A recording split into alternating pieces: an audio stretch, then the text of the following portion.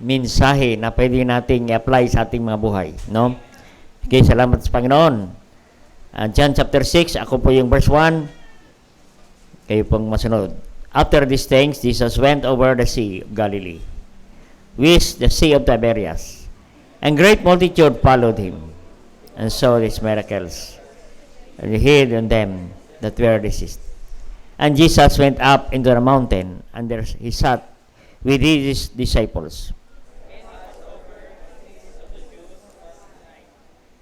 When Jesus then lifted up his eyes, he saw great company come unto him. He said, Philip, whence shall we buy bread, and this me eat?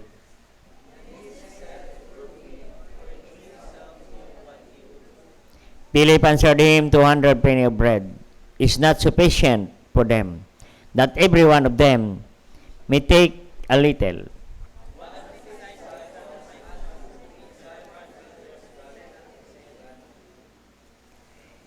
There is a lad here which had 5 barley loaves and 2 small fishes. But what are they among so many?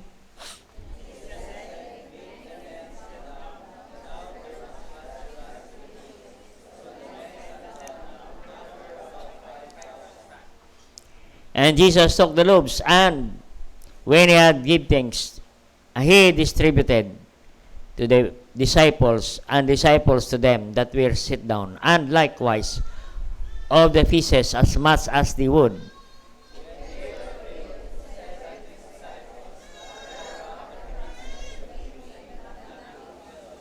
Sabay-sabay nating basahin ang verse 13. Therefore they gathered them together and filled 12 baskets and garments, 5 barley loaves which remained over, and above unto them had eaten. Tayo po mag-pray, daklang Diyos, mahal sa lahat. Salamat po sa passage na aming nabasa.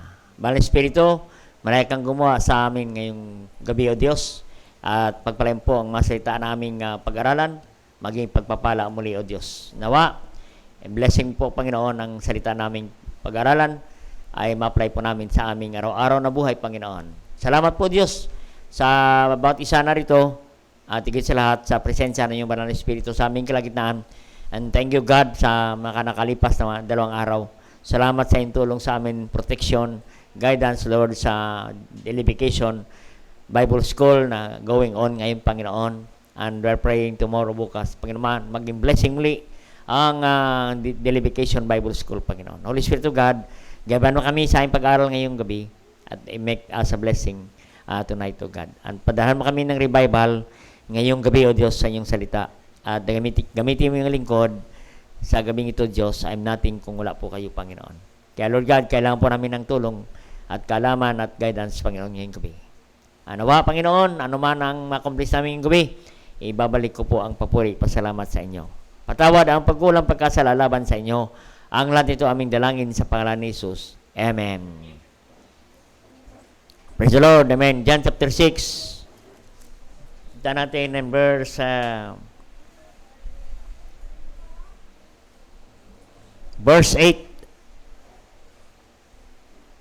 and 9. Verse 8 and 9. And one of his disciples, Andrew, Simon's Peter, brother, said unto him, There is a lad here which had 5 barley of bread, loaves, and 2 fishes. But what are they among so many? Sabi dito, there is a lad. No? There is a lad. Ating mensahe ngayon, the lesson from the lad's faith. Yung pananampalataya, no, ng isang batang lalaki. No? Kaya yan po ang ating pag-aralan ngayong gabi. No? About the lad faith. The lad faith. Naan. Makita natin, no?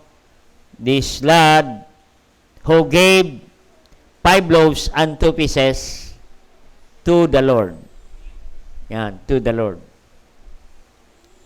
So, makita natin ay ginamit ng Diyos yung isang bata, no? isang bata, no? Katulad ng ating sa Daily Vacation Bible School, mga bata, no? Yan, katulad nila Jebiel, si Eli, yan. Yan sila, no? Yan. Ito ay isang batang lalaki, no? Na ginamit ng Panginoon, no? Wala siyang pangalan, pero makita natin maganda ang kanyang ginawa, no? Sinulat ng Panginoon ang kanyang ginawa. Kaya kapatid, no? Kaya nanday lang kung bakit mayroon tayong programa para sa mga bata. Mayroon tayong Daily Vacation Bible School para sa mga bata. Because we cannot underestimate the children's ministry. Na pwede silang magamit ng Diyos sa kanilang murang edad. Amen. Katulad nito sa ating kwento ng ating Panginoon, the story na ating binasa, this is about the feeding of 5,000. Ang 5,000 po ay men lang. Hindi pa kasama ang mga women. No? Kasi pinaupo ang mga lalaki doon sa ilang. Medyo mainit-init. At ang mga kababaihan ay doon na lang sa mga kabahayan at mga bata. Kaya ang pinaupo ay ang mga lalaki. Kung ating bibilangin ay sinabi ng mga Bible scholars ay mga multitude. Sabi ng multitude. Now, is about 25,000 na mga tao ang kumain, no? So makita natin it is a large crowd. No? A large crowd who follow the Lord. No, sabi ng salita ng Diyos. Great company come unto him. Marami pong mga tao ang sumama sa Panginoon. Yan. Kaya marami po ang pakainin ng Panginoon. Marami. No? Mahirap, marami ang pakainin, konti ang budget. Yan po ang nangyayari dito. Kaya ang mga disciples ay nagwo-worry. Sabi nga ng ibang mga disciples, Panginoon, pauwiin mo na lang sila. Pero sabi ng Panginoon, give them to eat. Give them to eat. Huwag mo silang pauwiin na gutom. Yan ang ginagawa natin ngayon, 2 araw na. No? Uwi ang mga bata na busog. Amen. Kaya sabi ng Panginoon kay Philip, tinanong si Philip. Saan verse yan? Verse 6. What he said to prove him for himself, knew what he would do. Tinanong ng Panginoon si Philip kung ano ang magagawa ni Philip sa ganitong klaseng problema. Anong sabi ni Philip? Panginoon, 200 penny of bread is not sufficient for them. But every one of them that may take a little. Tiyan natin ang sagot ni Philip, no? Kahit 200 penny of bread, no? Hindi kasya. Oh. Ganon tayo palagi, mga kapatid, no? Hindi kasya. Not sufficient. Yan ang mindset sa atin, na laging kulang. Ito naka-mindset kay Philip. At maging ito sa verse 8, one of his disciples, Andrew, Simon Peter's brother. No, si Andrew. Si Andrew po ay siya po ang nagrepresenta. O maybe si Andrew ang nagdala ng bata, no? Kaya sabi niya, there is a lad which have 5 barley loaves and 2 fishes. There is a lad here, no? Kaya salamat sa Panginoon, no? Ang dinala ni Andrew ay isang maliit na bata lang ang dinala sa Panginoon. Amen. Kaya hindi natin pwedeng baliwalain ang mga bata na dalhin sa Panginoon. Baka itong mga batang ito ay pwedeng gamitin ng Panginoon. This lad brought by Andrew, ito ay ginamit ng Panginoon para matugunan ang pangangailangan. Amen? So makita natin, kapatid, no? There are a great need sa oras na ito. Pero mayroong ginamit ang Panginoon, no? Sa malaking problemang ito. Yan po. The lesson from the lad's faith. No? Yung panampalataya ng isang maliit na bata. Ay ito ay naging katugunan sa malaking problema. Maliit na bata ay ginamit ng Diyos sa malaking problema. Amen. Kaya magkita natin, kapatid, no? Kaya mga bata ay malaga na ministry. Amen. Pwede sila maging blessing sa malaking gawain ng Diyos. Amen. Sila po ang pwedeng gamitin for the next generation. Sila po ang maging next Sunday school teacher. Sila po gamitin ng Diyos to be the next pastor, to be the next preacher, choir director, pianist. Sila po ang pwedeng gamitin ng Panginoon. Kaya we cannot underestimate the children's ministry. It is a great ministry sa harapan ng Panginoon. Amen. Kaya dito po na nagbigay ang Diyos ng lesson na galing sa isang panampalataya ng isang batang lalaki. Amen. So makita natin ang una na lesson nating mapag-usapan is simply lang po na lesson. The lesson of trusting the Lord. Amen. The lesson of trusting the Lord. Amen. Makita natin. Saan natin makita? In verse 9. There is a lad which had 5 barley loaves unto small pieces. Maliit na isda.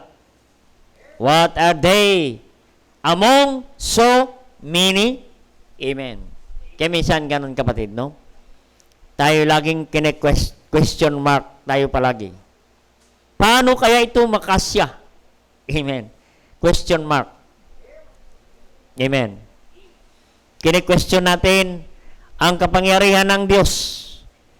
No, pero makita natin ang batang ito, he never questioned God. He trusts God. This boy trusts his 5 loaves and 2 pieces to the Lord. He trusts the Lord. Biro mo yan, pinagkatiwala niya sa Diyos ang 5 tinapay at 2 maliit na isda.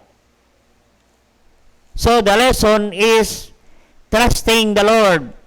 This boy believed that Jesus could use his small offering to contribute in a great need. Amen. Malaki ang kanyang tiwala sa Diyos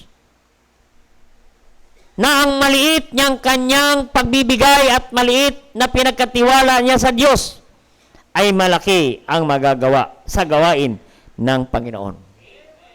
Ang gawain ng Diyos ay may malaking pangangailangan. The work, the ministry of God as point of time is in a great need. Malaki ang pangangailangan. Biglaang pangangailangan. Amen. Biglaan.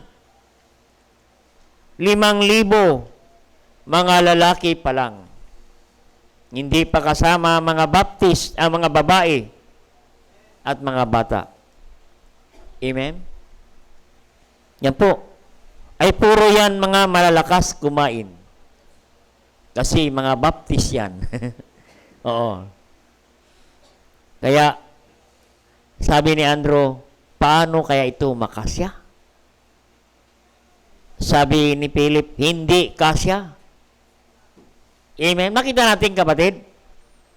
No? Si Philip, hindi nagtitiwala sa Diyos. Na mayroong magagawa ang Diyos. Si Andrew, ganon din. Salamat, mayroong bata na ganon kalaki ang tiwala niya sa Diyos. Pinagkatiwala niya ang 5 tinapay at 2 isda. Maliit na isda sa Panginoon. Amen? Makita natin, kapatid, no? Ang kailangan nila ay bread. Ay mayroon siya, kapatid. May bread. Yung bata. Kaya ang makita natin, ang paniwala ng bata ay ito ay pwedeng gamitin ng Diyos sa problema. Amen. Anong problema? Bread. Ay, meron siyang bread. Amen. Kaya kapatid, no? Baka pwede tayong gamitin ng Panginoon. Bawat isa sa atin ay pwedeng magamit ng Diyos. Kung ang batang ito ay ginamit ng Diyos, ay lalo na kung ikaw ay young people, pwede kang gamitin ng Diyos. Kung ikaw ay adult, pwede kang gamitin ng Diyos. Kasi kung ang batang ito ay ginamit ng Panginoon. Amen. At makita natin, kapatid, ang paniwala ng batang ito, bakit niya binigay ang 5 tinapay at 2 isda. Dahil naniwala siya na siya ito ang katugunan sa problema ng gawain ng Panginoon. No, nagtiwala siya sa Diyos. Trusting the Lord for His power. Amen. So, makita natin, ano ang lesson na ituturo ng bata sa atin? Na dapat, kapatid, ay mayroon tayong ganitong klaseng pagtiwala sa Diyos, panampalataya sa Diyos, katulad ng bata, kapatid, na willing ipagkatiwala sa Diyos ang maliliit na bagay na mayroon siya. Amen? Makita natin sa verse 9, sabi ni Andrew, there is a lad here, 5 loaves and 2 small pieces.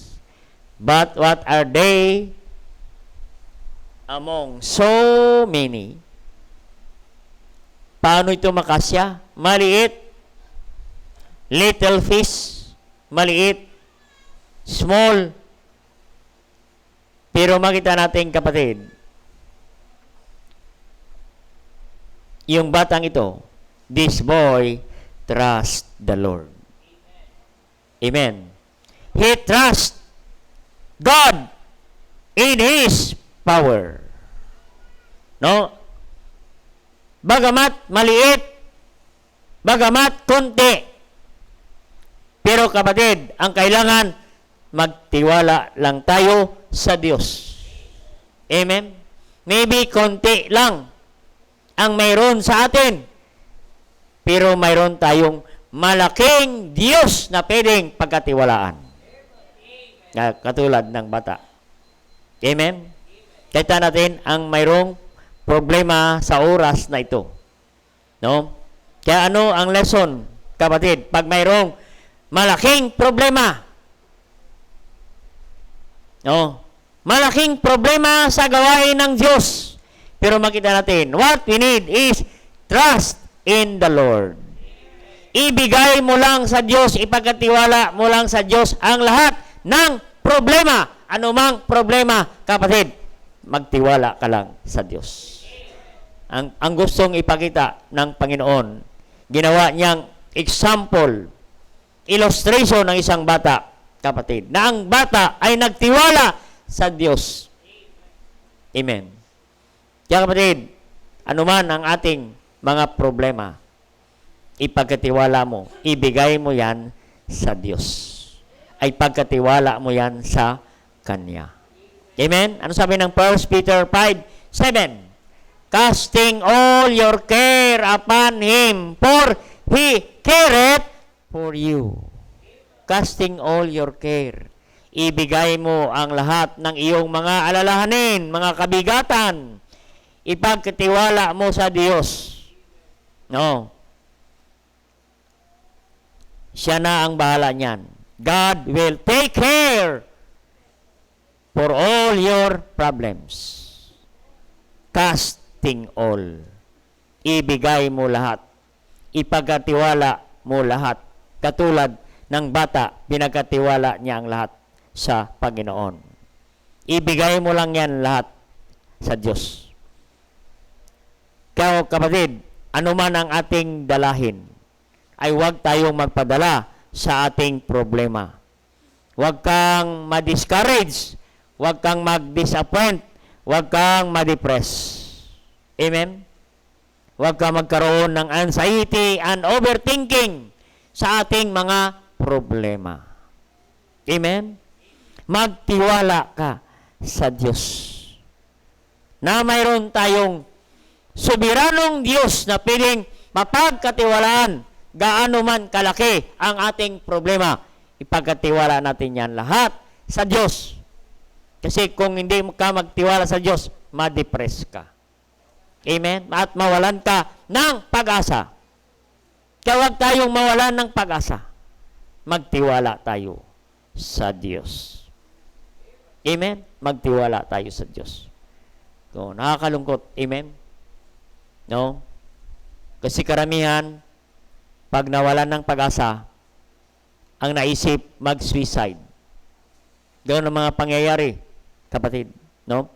Nagsi-suicide pag may problema. Ang pinakainam na gagawin, pag mayroong mabigat na problema, magtiwala ka lang sa Diyos na siya ang Diyos na makapangyarihan sa lahat. Mas malaki kaysa ating problema. Amen? Nandyan ang Diyos natin. No? Ipagkatiwala na natin sa Diyos ang lahat. Kaya ang nais ng Panginoon, kapatid, ipagkatiwala natin ang lahat. Katulad ng bata. This boy trust the Lord everything to him. Amen. Kaya sabi ng Psalm 55, verse 22, ang sabi niya, cast thy burden upon the Lord. Ano man ang mga burden, bigat natin, ilagak mo yan sa Diyos. Ipagkatiwala mo lamang yan sa Diyos, kapatid. And He shall sustain thee. Sustain. Siya ang magsusustain sa ating pangangailangan. Anong problema nila dito sa kapatid? Tinapay. Magtiwala ka lang sa Diyos. Ano sabi ng Panginoon sa John chapter 6? I am the bread of life. Siya ang tinapay at buhay. Amen? Ay bakit ka matatakot? Mawalan ng bread, mawalan ng pera, magugutom. Ay ang Diyos natin sa langit. Siya ang bread of life. I am the bread of life. God will provide bread every day in our life. Kaya nga lang sabi dyan, sa Matthew 6, sa ating prayer, the pattern of prayer, give us this day our daily bread. Magtiwala ka sa Diyos. Ibig sabihin, magtiwala ka sa Diyos araw-araw. Daily. Trust the Lord daily. Amen. Yan po ang turo ng Panginoon sa prayer. Give us this day our daily bread. Magtiwala ka sa Diyos araw-araw. Huwag kang magtiwala sa iyong refrigerator. Huwag kang magtiwala sa iyong bangko. Huwag kang magtiwala sa iyong pitaka. Magtiwala ka sa Diyos araw-araw sa iyong pangailangan. Oh, God will supply daily bread. Amen? Because He is the bread of life. He is a provider of bread. Ang sabi niya, He shall sustain you. He sustain you bread. He sustain you daily strength. Amen. I shall not suffer the righteous to be moved. Kaya huwag tayong mapatinag sa mga pagsubok at problema. Huwag tayong magpadala sa mga problema. Amen?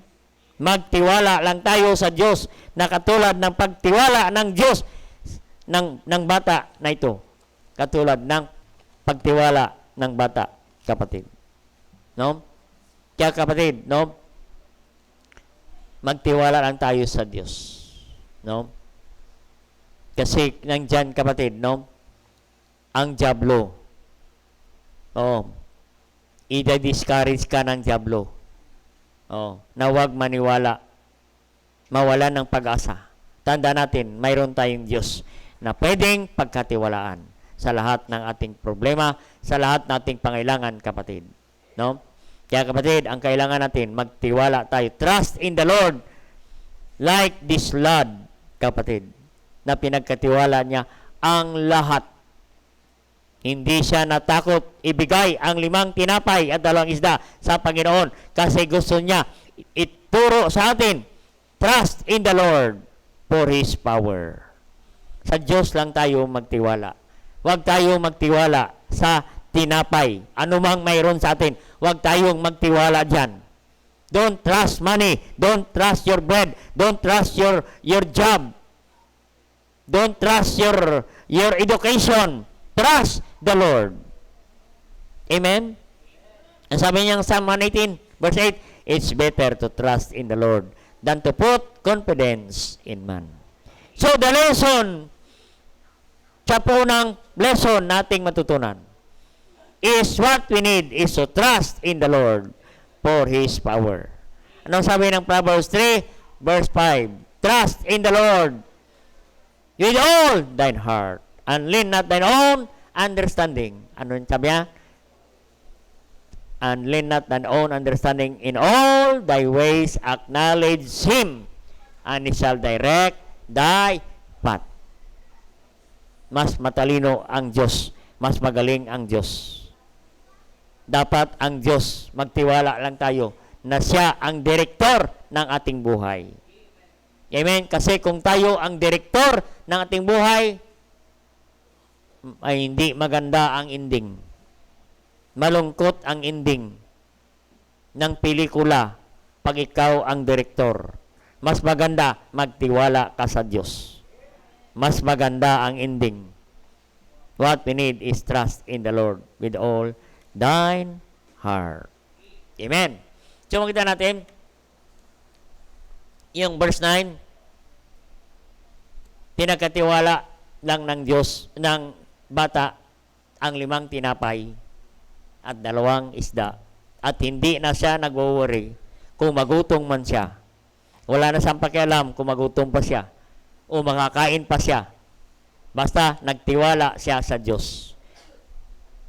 Pinagkatiwala niya ang 5 loaves and 2 pieces, small pieces, to the Lord. The message, the lesson here is to trust in the Lord everything. Amen. Nothing reservation. So number 2 in verse 10. And Jesus said, alam ba yung ating lagi nating naaral nito? Pero maraming mga lesson. Amen. In verse 10.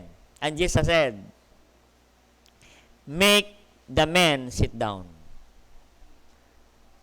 Now there was much grass in the place. So the men sat down in number about 5,000. No? Notice the word, Jesus said, at nakasulat na pula, ibig sabihin, ang Panginoon ang nagsalita. Make men sit down. So, makita natin, anong sabi ng Panginoon? Make men sit down. Paupuin sila lahat. Lahat ng mga lalaki dapat nakaupo. Amen. Ba mahalaga yung pag-upo? Amen. Aba dapat pag sa service, huwag palakad-lakad. Kailangan upo. Kasi yan ang sabi ng Panginoon. Mahalaga ang pag-upo. Amen. So makita natin, the lesson number 2 is the lesson of obedience. Amen. The lesson of obedience. Sabi ng Panginoon, mga aser, paupuin mo lahat ng mga lalaki. Amen. Wala mo nang iihi hanggat hindi matapos ang service. Yan. Pira na lang ang mga senior. Yan po, makita natin. Anong lesson? Obedience. Obedience leads to blessing. Anong sabi ng Panginoon? Sa mga kalalakihan, upo kayo. And the Bible says, make men sit down. Yan ang gusto ng Panginoon. Now, there was much grass in the place. So, the men sat down. Yung kita napansin natin, past tense. Sumunod sila sa sinasabi ng Panginoon. Kaya mahalaga ang pagsunod sa sinasabi ng Panginoon. Amen. Kaya nga may preaching sa likod ng pulpitong ito para umupo kayo at makinig at sumunod. Ang kasunod ay pagpapala. Sabi ng Panginoon, paupuin mo, mga disciples, paupuin mo sila. Amen. So makita natin, simple lang po ang instruction ng Panginoon. Umupo kayo. Amen. Upo lang. Amen. Ano ang problema? Kailangan makakain sila. Ang kailangan, kasi lahat sila ay gutom na. At kailangan nila ng pagkain at hindi basta pagkain, maraming pagkain ang kailangan. Maraming supply ang dapat kailangan. Pero makita natin, simple lang ang instruction ng Panginoon. Umupo kayo. Amen? Kaya ganoon, kapatid. No? Pag may mga problema, ano ang gagawin? Punta ka sa church at umupo at makinig at sundin ang napakinggan. Ang kasunod ay pagpapala ng Diyos. Ang kasunod ay answered prayer. Amen? Makita natin? Kaya kapatid, para magbigyan ng solusyon ang problema, ano ang gagawin? Umupo lang tayo, sundin natin ang sinasabi ng Panginoon. Huwag na tayong mag-question, bakit kami pinaupo? Bakit kami pinaupo sa unahan? Bakit ako pinaupo ng aser? Kapatid, yan po ang nais ng Panginoon. Sumunod ka lang sa Panginoon, kapatid, at abangan mo ang kasagutan ng Panginoon sa iyong problema. Kaya nga ang 5,000 men, lahat sila sumunod. Ang lahat na yan na sumunod, sila ay pinakain ng Panginoon. Amen? Sila lahat ay nabusog. So ano makita natin, kapatid? Because of their obedience to the Word of God. Sumunod ka lang sa salita ng Diyos. No, makatanggap ka ng blessing katulad ng mga 5,000 men. Sumunod lang sila sa salita ng Panginoon. Yan ang kailangan, kapatid. Young people, sumunod lang kayo sa salita ng Diyos. Pagpalain po kayo ng Diyos. Pag hindi kayo sumunod sa Panginoon, kahit anong prayer natin sa iyong pangailangan, mahirap ang katugunan. Mahirap ang answer prayer. Bakit? Kasi hindi ka sumunod sa salita ng Panginoon. Amen? Walang blessing pag hindi ka sumunod. Imagine kung ang 5,000 men hindi sumunod sa simpleng instruction, upo lang kayo. Dahil sa kanilang pagsunod sa simpleng instruction, umupo silang lahat, 5,000, ayun, nabusog sila lahat. Pinagpala sila lahat ng Panginoon. Amen? Hindi na sila nag-question, ano kayang gagawin ng Panginoon? Abangan mo na lang ang gagawin ng Diyos kung sumunod ka sa Kanyang utos. Amen? Makita natin, kapatid, I believe na sa multitude, marami na ring umuwi. Oo. Nainip. Ayaw na umupo sa sinasabi ng Panginoon. Pero kapatid, yung 5,000 sumunod, sila ay umupo. Dahil yan ang sabi ng Panginoon. Kaya kapatid, makita natin yung blessing. Amen? Blessing. Sa instruction ng Panginoon, simple lang. Umupo ka lang. Matanggap ka ng blessing. Gusto natin blessing, makatanggap ng blessing. Sundin natin ang salita ng Panginoon. Ano ang sabi ng Panginoon? Sit down. Men, sit down. Amen. Yan po ang nais ng Panginoon sa atin. Gusto nating blessing. Sundin mo lang ang salita ng Panginoon. Amen. Ang sabi ng Panginoon, not forsaking the assembling of ourselves together as manner of some is, but exhorting one another. Huwag mong pabayaan ang pagtitipon. Sundin mo ang sinasabi ng Panginoon. Punta ka sa church and sit down and listen to simple instruction from the Word of God. And God bless the obedience. Amen? Umupo ka lang sa church. Upo ka lang sa Sunday school. Amen? Kasi maraming kapatid, di na baliwala ang Sunday school. Pero blessing po pag nakaupo ka sa Sunday school. Kaya nga ang mga men, 5,000 men, umupo lang sila. Sinunod lang nila ang Panginoon. At nakatanggap sila ng pagpapala. Kaya blessing po ang pag-upo. Pag Sunday, umupo ka sa Sunday school. Umupo ka sa Sunday worship service at makinig ng instruction, pakinggan mo na maigi ang salita ng Diyos. Isulat mo para hindi mo makalimutan. Para masunod mo ang sinasabi ng salita ng Diyos. Pag sinunod mo yan, nandoon ang pagpapala ng Panginoon. Amen? Sundin mo lang. Sundin mo lang sinasabi ng Panginoon. Umupo ka Sunday morning, umupo ka Sunday evening, umupo ka Wednesday prayer meeting, upo ka lang at makinig at sundin ang kasunod pagpapala ng Diyos. Ito ang nangyari, kapatid. Sa 5,000 men, umupo lang sila. Sinunod na nila ang sinabi ng Panginoon. At sila ay nabusog. Amen. So makita natin, yan ang prinsipyo ng Diyos pag tayo pagpalain ng Panginoon. Obedience. Ulitin natin uli sa Deuteronomy 11.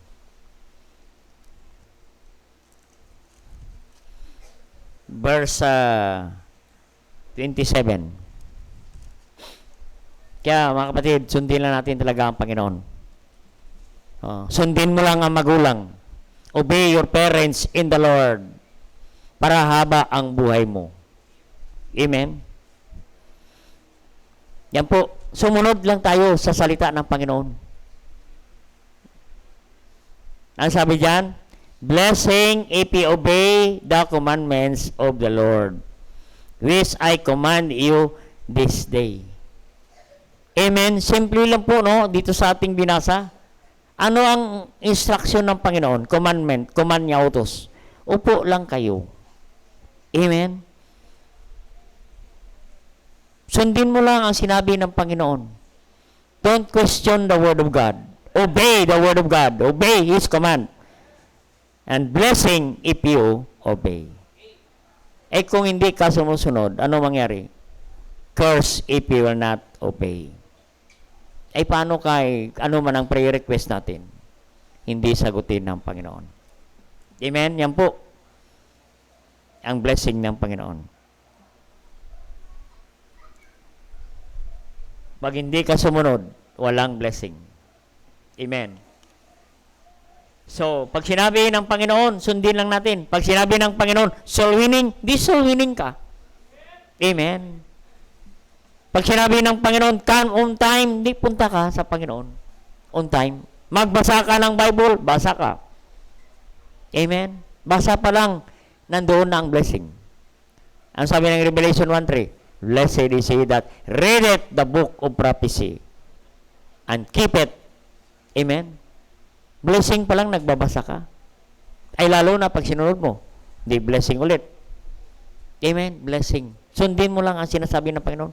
Mahalin mo ang Diyos. Unahin mo ang Diyos. Huwag mong pagbayaan ng pagtitipon. Sundin mo lang lahat yan, kapatid. Nandyan ang pagpapala ng Panginoon. Kaya the lesson is what?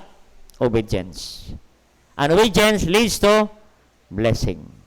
Just sit down and listen. What happened to this multitude? They sat down and 5,000 feed. Sila ay pinakain ng Panginoon. Amen. Yun, sige. Malapit na lang. Number 3. In verse 10. Verse 11. When Jesus took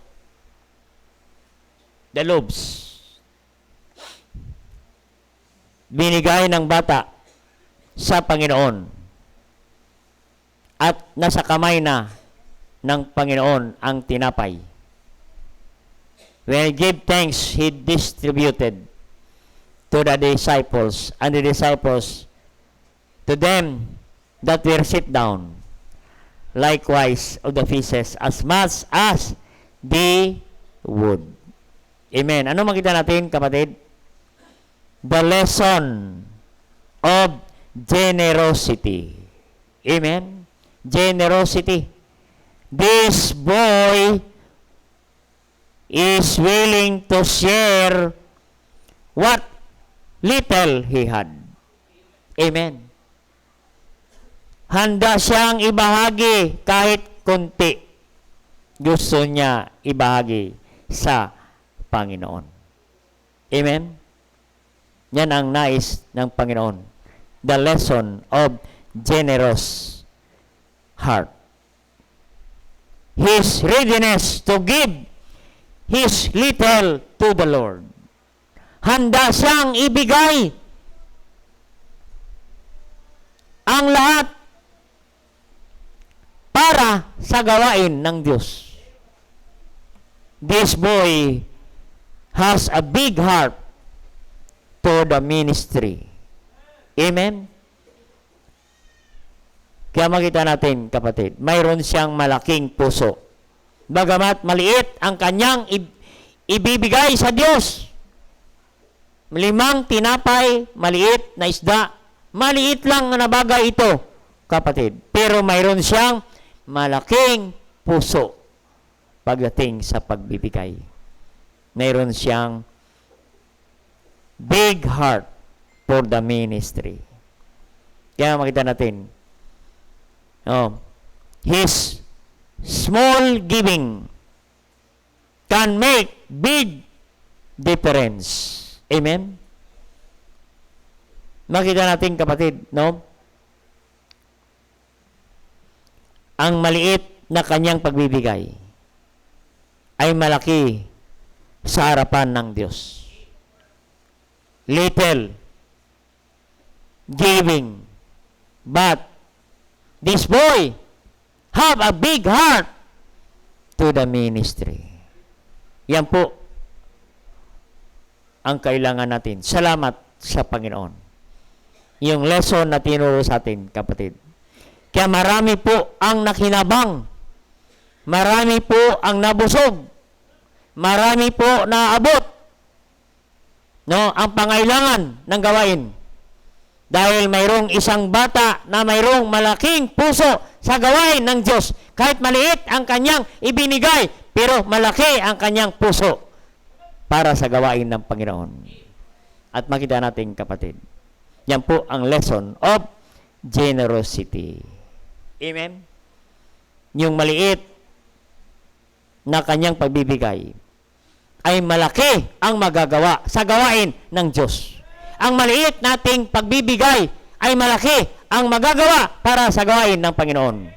Makita natin, from disciples to disciples unto disciples at doon sa mga tao. Ibig sabihin, maraming marating. Ang maliit na ating pagbibigay, marami ang maabot. Maraming kaluluwa ang maligtas sa ating maliit na pagbibigay. Kaya makita natin, no? Sa maliit na kanyang pagbibigay, yan po ang lesson ng generous heart. Generosity. Amen? Salamat sa ating simbahan. Marami po ang generous giver ng ating simbahan. Amen? Kaya kapatid, no? Kaya nga, hindi natin maitayo ang building na ito for 1 year kung walang generous heart na mga kapatid. Amen.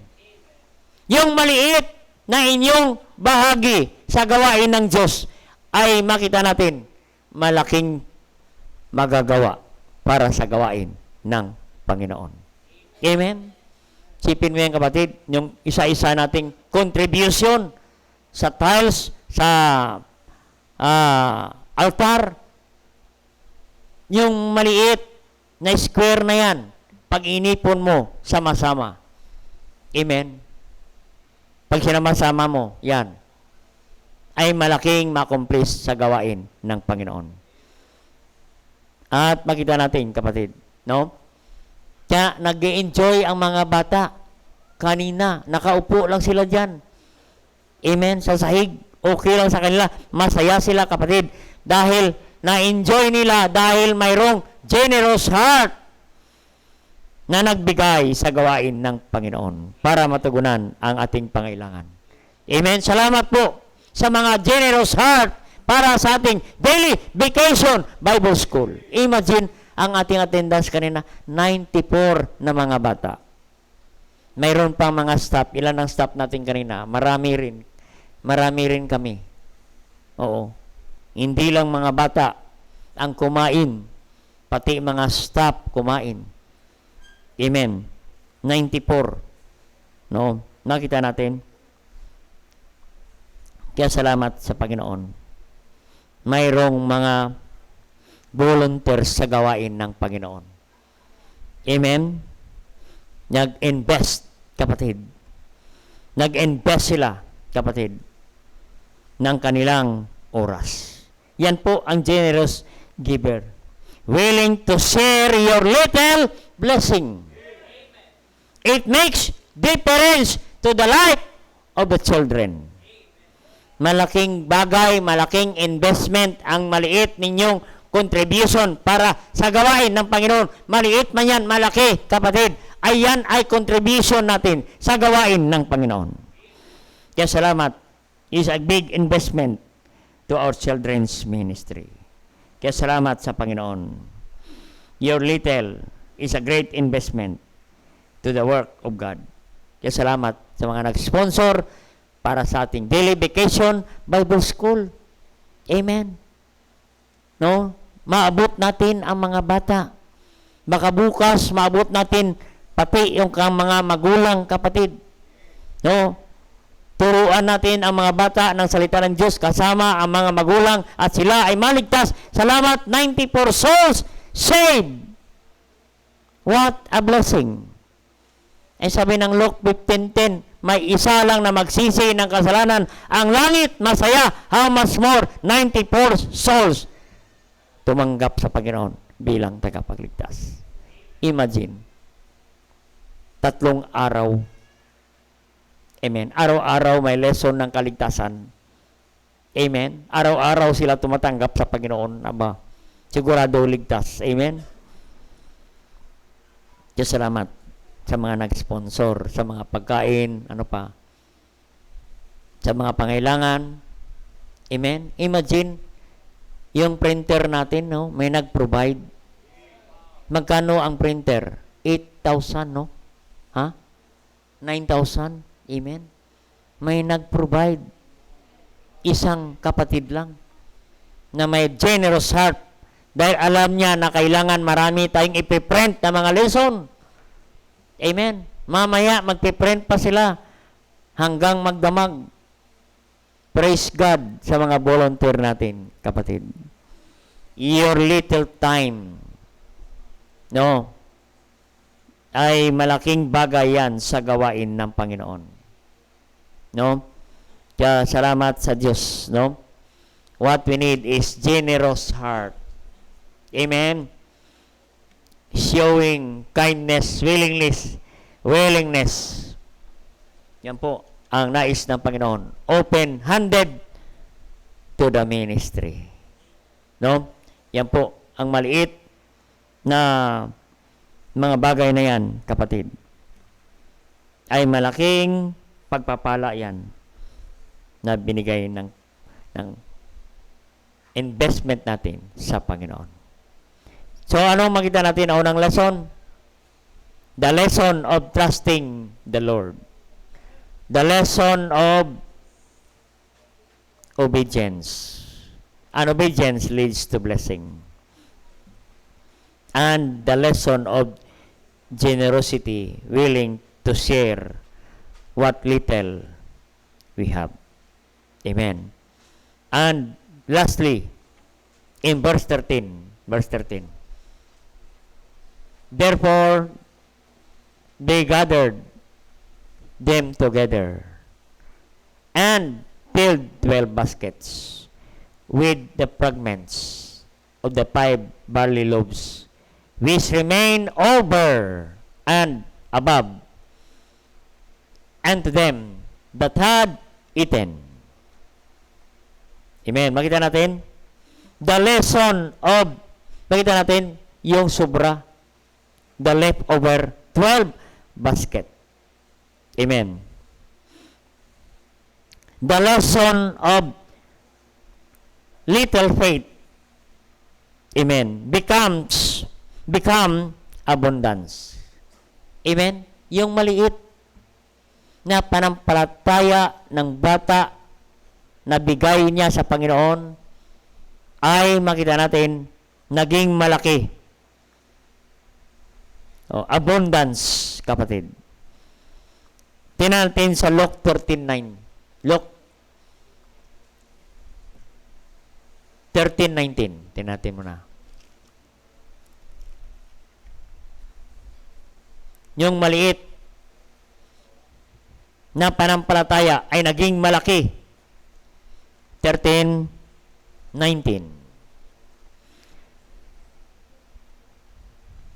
Verse 18, they said, he unto what is the kingdom of God like, and whereunto shall resemble it? It is like a grain of mustard seed, which men took and cast into the garden, and it grew and waxed a great tree, and the fowls of the air lodged in the branches of it.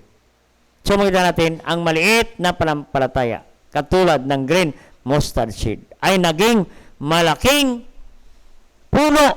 At ang puno na yan ay marami po ang nakinabang. No? Nakinabang ang mga ibon, kapatid. Ano makita natin, kapatid?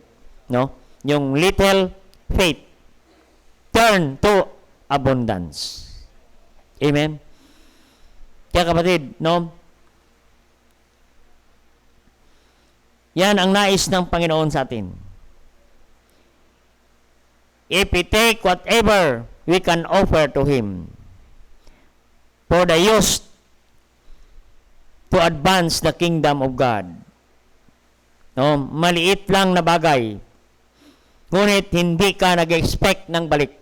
Katulad ng bata, hindi in-expect ng bata na may balik pa ang kanyang binigay. Pero makita natin, kapatid, no? Whatsoever we offer to Him, our little becomes much. Abundance. Ito po ang nangyari, kapatid. Yung 5 tinapay at 2 isda na maliit ay naging, nakita natin, abundance. Naging abundance. Yung maliit become much. Small become great. If we offer our little time to the Lord, hindi po yan sayang. Kung i-offer natin sa Panginoon ang maliit nating kapirahan para magamit sa gawain ng Panginoon, no, makita natin ay ibe-bless yan ng Panginoon. Little ability, nagtuturo ka, gumawa ka sa gawain ng Diyos, nag-drive ka, amen, nagluto ka, hindi yan sayang. Nagdala ka ng mga bata, hindi yan sayang, kapatid. No? Nakita natin, yung bata na dinala ni Andrew ay malaking pakinabang sa gawain ng Panginoon. Siya ang ginamit ng Diyos para tugunin ang pangailangan ng gawain ng Panginoon. Amen? Kaya salamat sa Panginoon. Yang mga batang yan, someday, ay sila rin ay gamitin ng Panginoon. Amen? Yan po. Ano man ang ating binigay sa Panginoon, God is not unrighteous to forget your labor of love. Your little faith becomes abundance of blessing. Yan po ang lesson of the Lord's faith. The lesson of trusting the Lord. The lesson of obedience of His Word. The lesson of generous heart. The lessons of little faith turn to abundance blessing. Tayo po mag-pray. Dakilang Diyos, mga sa lahat, thank you God for a great message tonight, O God. Salamat po na tinuruan mo kami